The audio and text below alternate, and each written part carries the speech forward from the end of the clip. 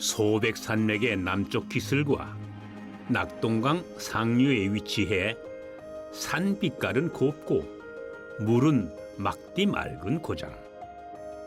눈부신 자연 경관과 귀중한 문화유산을 만날 수 있는 곳, 선비의 고장, 여기가 영주입니다.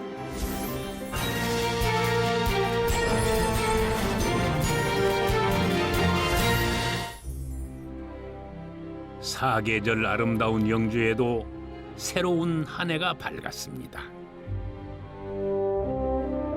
경상도를 가로지르는 낙동강 줄기에는 강물이 산에 막혀 물돌이를 만들어낸 곳이 여럿이 있는데요. 물돌이란 강이 땅의 바깥쪽을 감아도는 형태입니다. 영주 무선마을도 그 중에 하나입니다.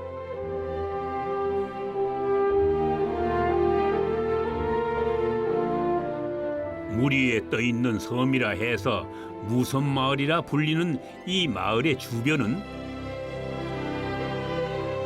낙동강의 지류인 내성천과 서천이 휘돌아 흐르고 있습니다. 넓게 펼쳐진 모래톱 위에 마을이 또아리를 들고 있죠. 두 천이 만나 태극 모양으로 돌아나가는 그 형세가 그야말로 장관을 이루고 있습니다.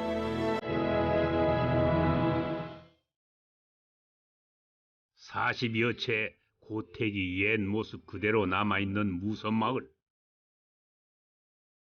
뒤로는 소나무와 사철나무가 자라는 나지막한 산에 둘러싸여 천혜의 자연 조건을 자랑합니다.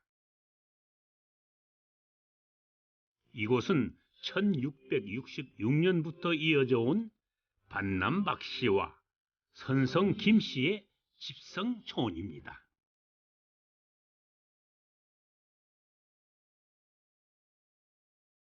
세월도 머무는 듯한 한적한 풍경. 지붕을 맞대고 오손도손 모인 집들이 정겨운 시골의 분위기를 물씬 자아냅니다. 자연을 벗삼아 살던 조상들의 유유자적함이 시간을 넘어 지금까지도 느껴지는 듯합니다. 마을이 육지와 떨어져 있는 형세다 보니 마을과 외부를 이어주는 통로가 필요한데요.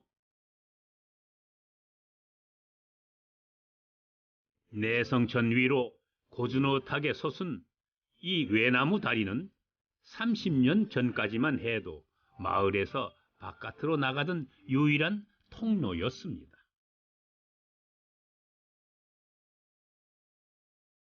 한국의 아름다운 길 백선에도 선정되었을 만큼 특유의 분위기를 자아내고 있죠. 지금은 무선마을의 대표 상징물로서 마을의 역사를 대변하고 있습니다. 옛날엔 이 외나무 다리로 꽃가마를 타고 시집을 왔다가 죽으면은 다시 상여를 타고 밖으로 나간다고 했습니다. 그야말로 이 낮은 외나무 다리에 마을 사람들의 일생이 담겨 있는 셈입니다.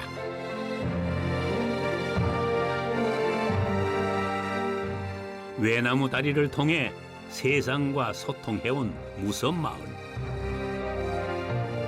오랜 세월 이 다리를 오갔을 사람들의 삶의 궤적이 한 발자국 또 한 발자국 새겨져 이곳을 찾는 사람들의 마음마저 겸허하게 만듭니다. 이렇게 물속에 안긴 신비의 섬 무선마을은 여유롭고 조용하게 새해를 또 맞이합니다.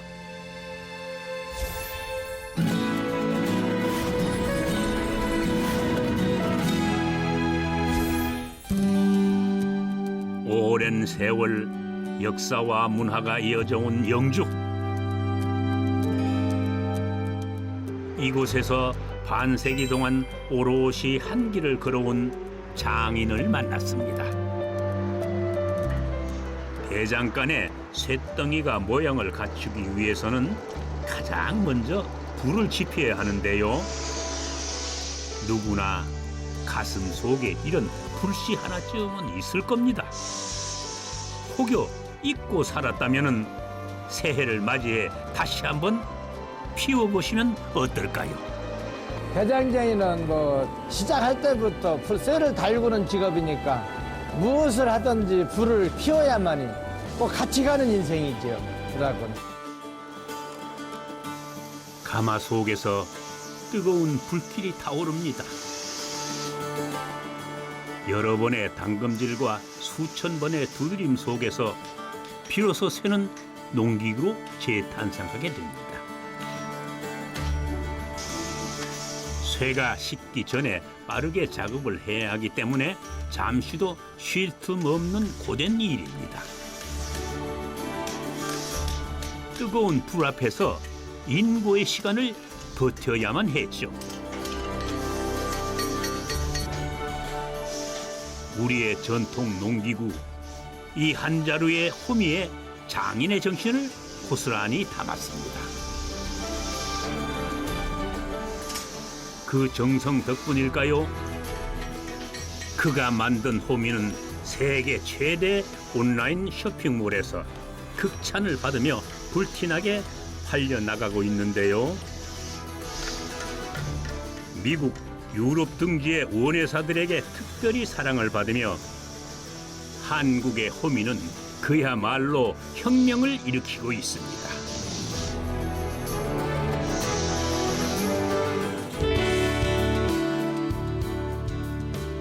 완전히 이거 들어가다 말자 하지 말고 싹 들어가야 돼. 이래가지고 한번 박아.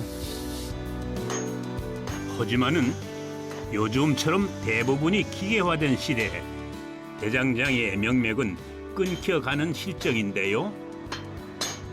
선뜻 배우려는 사람도 없는 것이 현실입니다. 앞으로도 우수한 우리 농기구를 전 세계에 알리며 오랫동안 이어가는 것이 장인의 바람입니다. 수십 년 세월을 함께 해온 대장간. 그의 인생은 지금도 활활 타오르는 불처럼 뜨겁습니다. 대장장이 이게 조금 뭐 남이 그렇게 알아주지 않고 누가 그렇게 인정하지 않아도 농업이 있는 한 없어서는 안 될 직업이에요.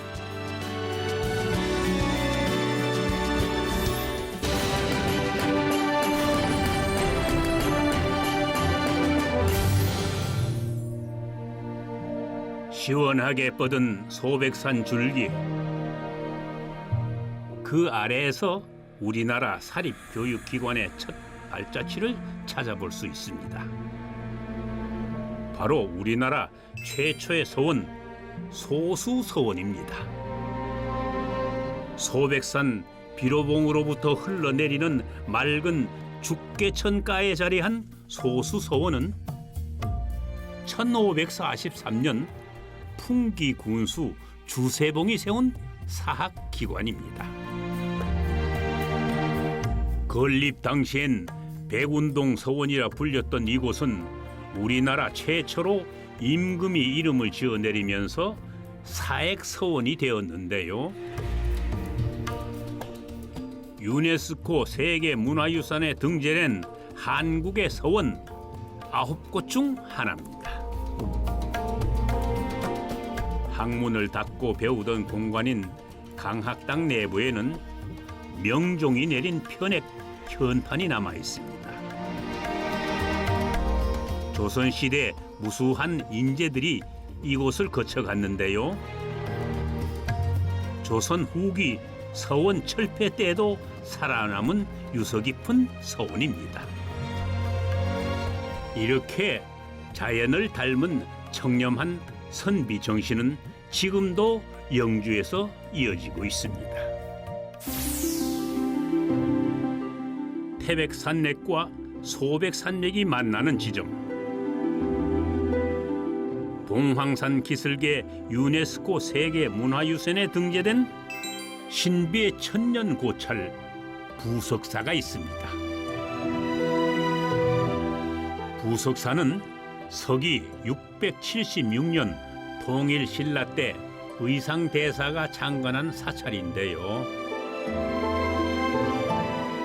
다소 가파른 계단을 하나씩 오르다 보면은 우리나라에서 가장 오래된 목조 건물인 무량수전을 만나게 됩니다. 무량수전은 고려 중기의 목조 건물로 가장 아름다운 옛 건축물로도 손꼽히는데요. 부석사를 대표하는 전각이기도 합니다. 내부로 들어가면은 국보 제45호인 소조 열의 좌상이 근엄하게 맞아줍니다. 흙으로 빚어낸 이 불상은 우리나라의 소조 불상 가운데 가장 크고 오래된 것으로 그 역사적 가치가 무척 높습니다.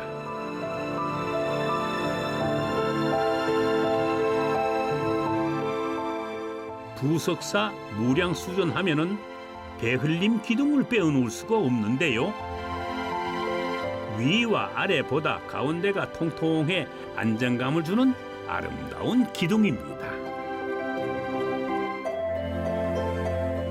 극락세계를 상징하는 무량수전. 그 앞마당에 있는 석등은 부처님의 광명을 상징하는데요. 오랜 세월에도 훼손이 거의 없이 완전한 모습을 보존하고 있습니다.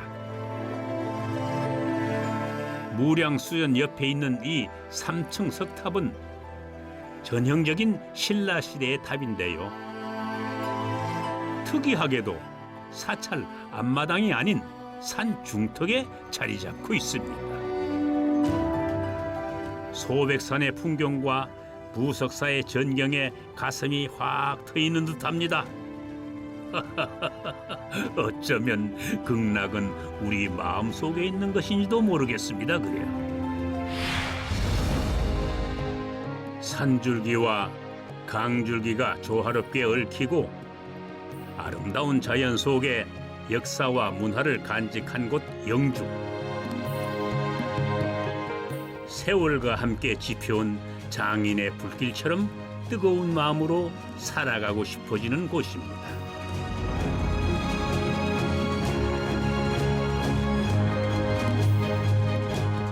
맑고 고고한 선배와 같이 차분하게 한 해를 맞이하는 것도 좋겠지요. 부석사 무량수전 높은 산등성에 올라 부처님의 자애로움을 또한 느껴봅니다. 후비구비 물로 둘러싸인 무선마을은 굳이 빠르게만 갈 필요는 없다고 말해주는 듯합니다. 느리지만 꾸준한 것이 때로는 아름답지요. 저마다 가슴에 하나씩 희망을 품고 새해를 시작해 보시는 건 어떨까요?